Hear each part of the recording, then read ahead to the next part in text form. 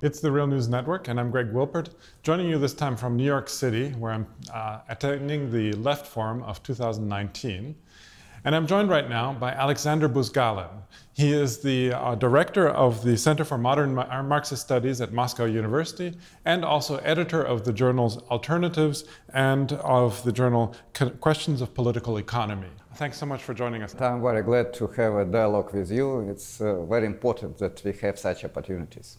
So I want to start with one of the things that you've been doing here, which was one of the panels on the end of history, on the occasion of the 30th anniversary, basically, of the publication of Francis Fukuyama's book on the end of history and the last man, where he basically expounds on the idea that modern democratic liberal capitalism has reached, so to speak, the pinnacle of human development, and really no alternatives are no longer are possible, and saying that this is the final form that society will take. That's basically, I think, the gist of his argument.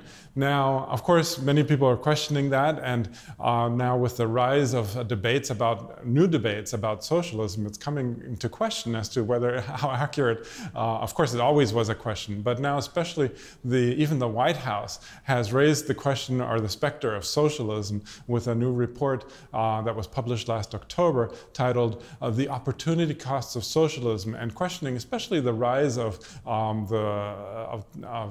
democratic socialism, as Bernie Sanders, for example, has been advocating.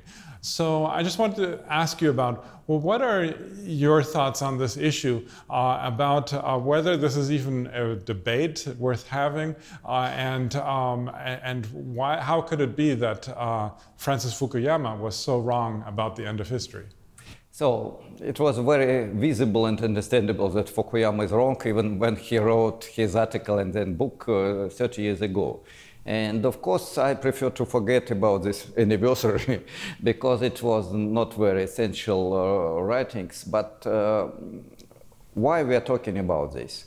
Because we had 30 years of attempts to realize neoliberal economic social policy everywhere, in the United States, in Russia, and many other countries. And what is the result? General stagnation. And there are a lot of talks that stagnation is normal situation for the society and blah, blah, blah. But the key question now is why establishment, why reporters of big capital and top bureaucrats are talking about socialism again. It was not only a report to the President of the United States about socialism, by the way, it's a very interesting phenomenon, but also an article in the Economist, also journal of establishment of Britain, and not only Britain, where they wrote that young generation prefer socialist values. Corbyn, leaders of Labour Party, left leaders of Labour Party, Yellow Vest, and so on and so forth, and they vote for socialism according to all opinion polls. Why? Mainly because we have crisis of neoliberal policy, and people understood that they have life even worse than it was 20, 30 years ago. And this is mainly first time after growth of capitalism, at least in the north, at least in the core of the world for many decades. So, and now this establishment is afraid. They have fear. Why young generation is against us? What can be the result of these negative relations towards our liberal ideas, and what we must do? It's like Lenin work. What has to be done, yeah? But in absolutely opposite way.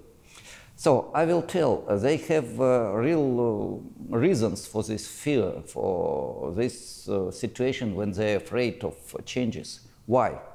I will give you my own explanations, but I think many people will agree. First of all, we have not so rapid, or maybe even we have no really big technical progress during many decades. I came here from Moscow only one day ago, and it was the same plane with the same speed, with the same chairs, and with the same food as 50 years ago. Yeah? We have the same cars. Maybe we can have something better tomorrow, but still. We have more or less the same system of production. All talks about robots are mainly talks, because first time I saw the absolutely automized production of machines in Soviet documentary film when I was student. It was 45 years ago. Yeah? It was white and black movie about absolutely automized production. Now we have maybe a little better, but more or less the same. Why? Because for modern forms of capital and market, technical progress is useless.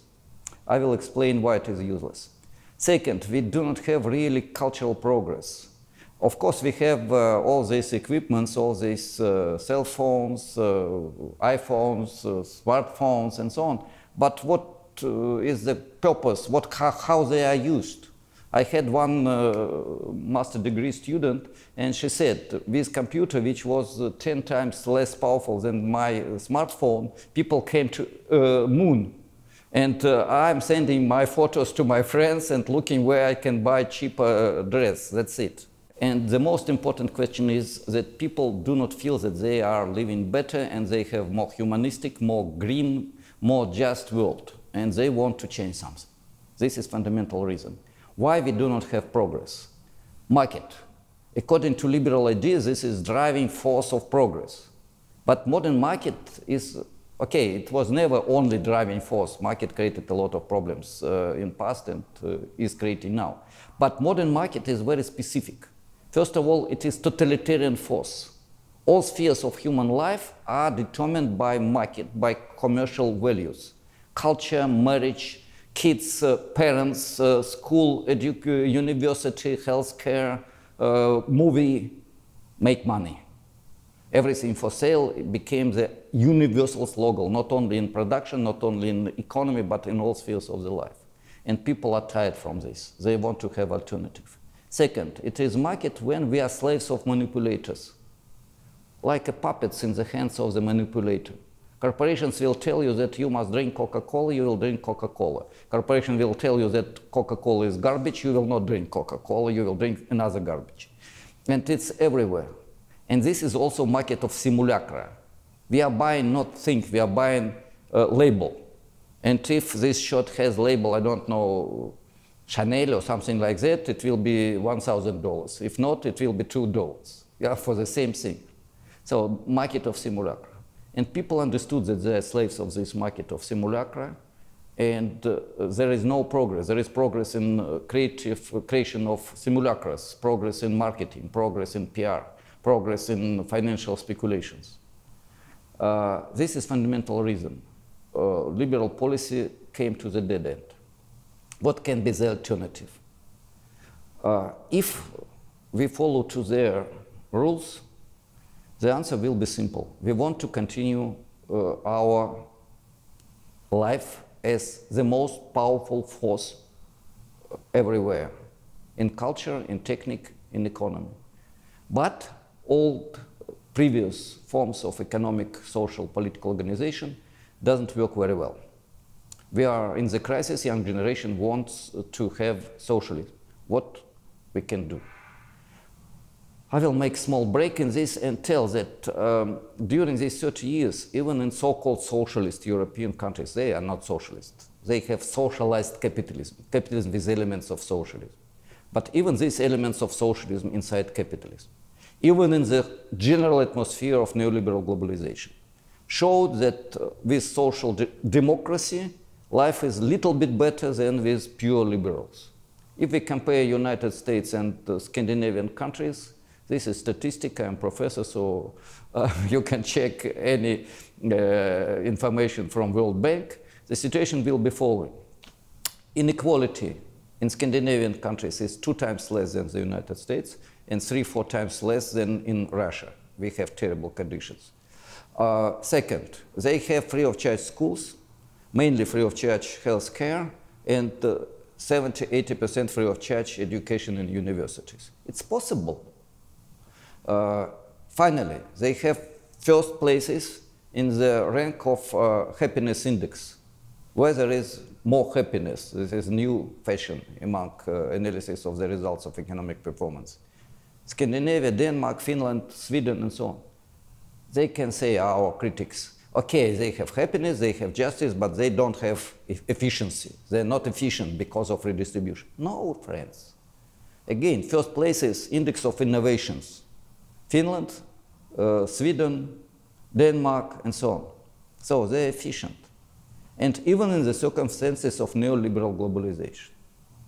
If we have something another, the situation will be much better. Where is truth?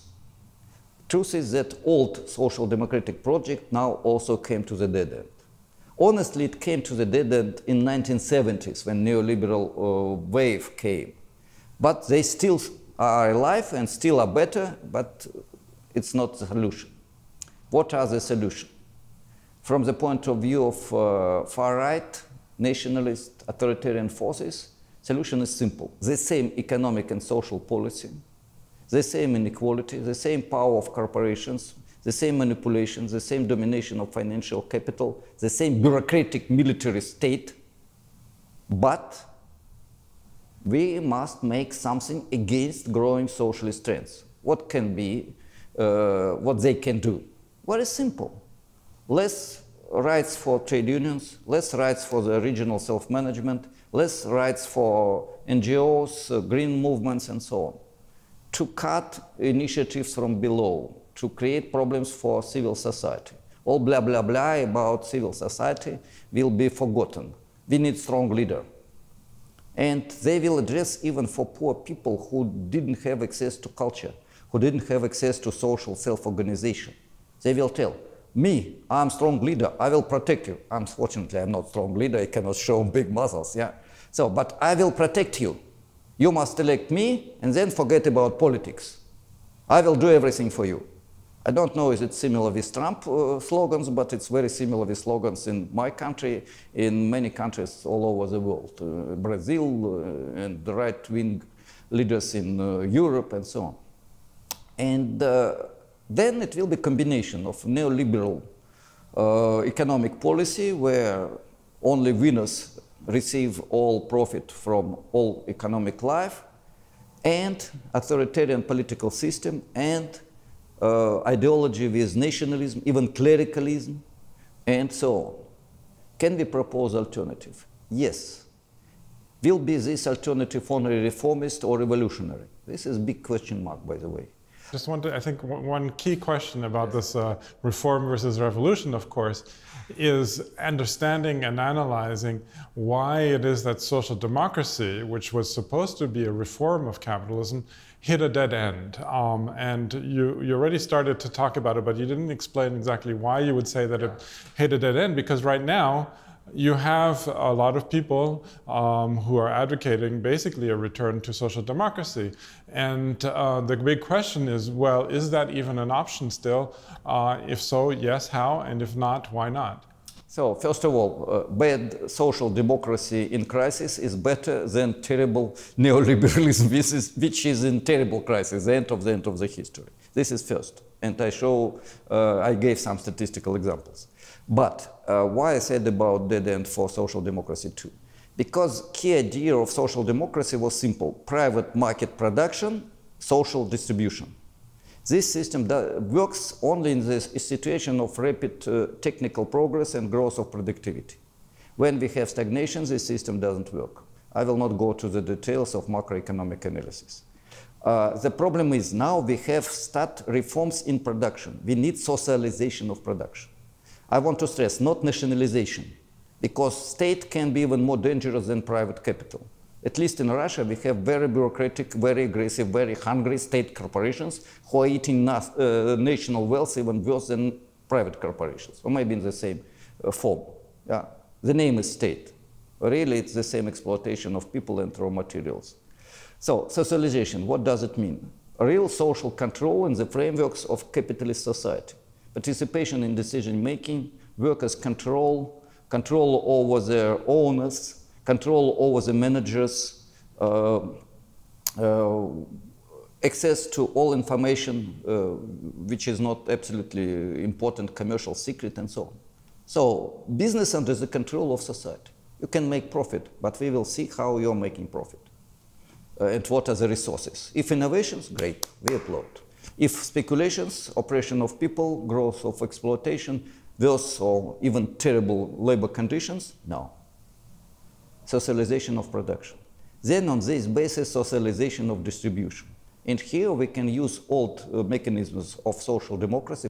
Well, there's one question that I have that what you're saying raises, which actually comes back also to the problems that social democracy had, which is you said, okay, social democracy had a political economic reason for its dead end because of the lack of innovation and the lack of ability to advance in terms of making sufficient profits, I guess, in order to keep the system going, really.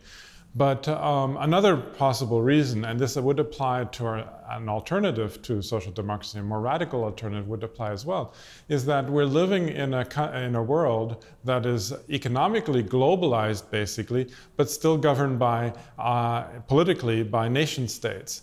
And that contradiction means that whenever a single country tries to make these kinds of changes, a radical transformation, the money, basically the capital of that country gets sucked out before they even have a chance to really apply any alternatives, and is faced with basically a massive capital flight and all kinds of economic problems, which is the problem, for example, that happened to Venezuela, actually.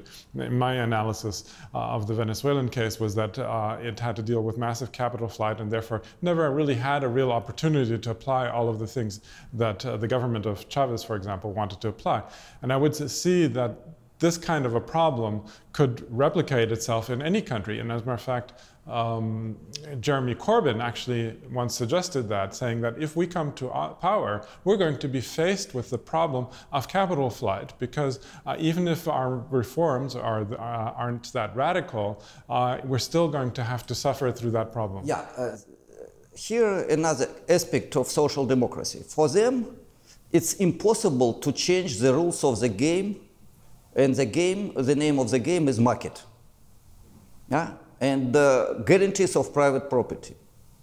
It's necessary to have reforms, not revolution, where private property is not the god and people don't pride to this god. You want to leave,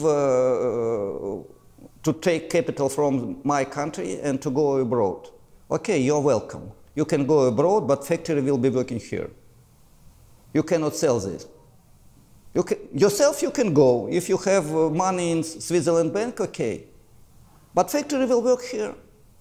You will not pay to the workers, no problem. We will produce commodities, we will sell them to the citizens, consumers in our country, and we will have our money. And if it is good factory, we will sell commodities to the United States, and the United States will be happy because we bring them good commodities with cheap prices, like it was when China was poor. Yeah? Or even now you can come to, okay, Russia will be absolutely happy to buy new equipment because US capital doesn't sell new equipment to Russia. And it will be a restriction of property rights. It will be a attack on the capital. You can leave country, but you cannot take capital from our country. Big taxes if you want to use your capital abroad. Struggle against offshore zones. If one country, by the way, there are different single countries. If US will be single country, this is huge part of world economy, plus enormous military force. So US has enough power to say, guys, you must follow to our rules, as your establishment says now. Yeah? And Britain is not a small country. So it's not a big problem, but you have to attack capital. The only possibility to realize, let's say, new social democratic reforms is to take money from capital. Capital must lose. We must win. And it's impossible to make a situation when capital will have more and we will have more.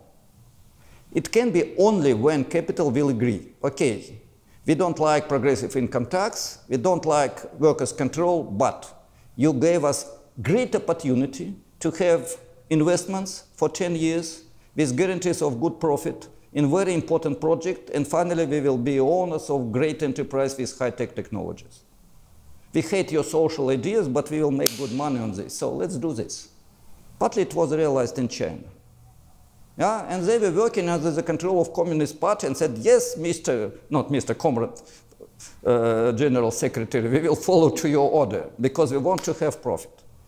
Social production, socialist production is productive, efficient, because people participate in these projects. And expensive labor force is positive in world competition, because if you have productive labor force, expensive labor force, it means that you have creative labor force. And creative labor is the most important commodity, if I can say so, in modern market. So if you want to have innovations, if you want to have not 10%, but 70% of population participation in innovations, you must have social democracy. And capital will go to this country because they have great universities, they have great research centers, they have a very skilled labor force which will produce very good cars or very good equipment, very good robots and so on. And this is not simple, and these reforms will be difficult, dangerous, and in some aspects maybe not bloody, but it will be big social conflicts. The beginning of social democracy in Europe, general strikes, huge demonstrations, threat of fascism, in some countries victory of fascism. People will say, oh no, we don't want to have these problems, we are afraid, we have peaceful life. But first of all, life is not very peaceful. If you walk in New York in the night in poor region, you will understand this. Second, tomorrow will be conservative liberalism. And it will be not golden age of capitalism as it was some decades ago. It will be much worse.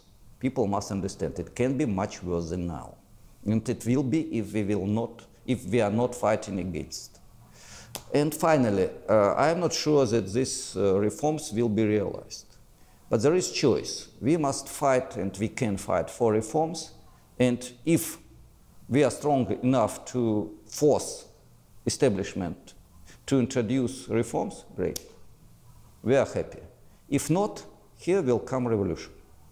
And I think revolution will be better than conservative liberalism with threat of fascism. But this is maybe too radical idea of too read Buzgalin. Okay, well, unfortunately, on that note, we're going to leave it there for now.